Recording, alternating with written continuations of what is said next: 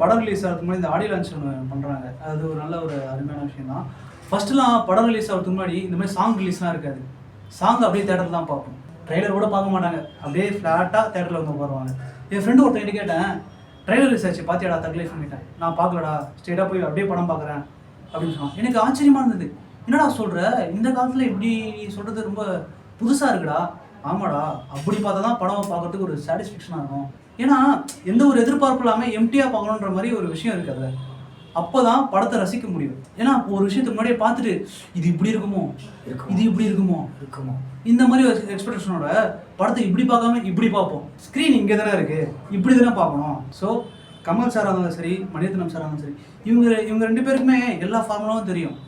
எல்லா ஃபார்முலாவும் தெரிஞ்சு மிஸ்டேக் பண்ணியிருப்பாங்களா? நீ என்ன சொல்ல வர்ற அப்படின்னா, மணிரத்னம்பா ஏய் இங்க வச்சிருக்கேன் அவரை நான் ஸ்கிரீனை மேல தூக்கி வைங்கடா அப்படின்னு சொல்லி கமல் சார். ஆனா ஸ்கிரீன் இங்க வச்சிருக்கானுங்கப்பா.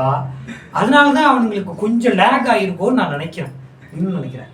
அதுதான், ஸ்க்ரீனு இங்கே வச்சிருக்காங்களோ இல்லை இங்கே வச்சிருக்காங்களோ, ஆனால் நீங்கள் இங்கே இருக்க ஸ்க்ரீனு அங்கே தான் பார்க்கணும்.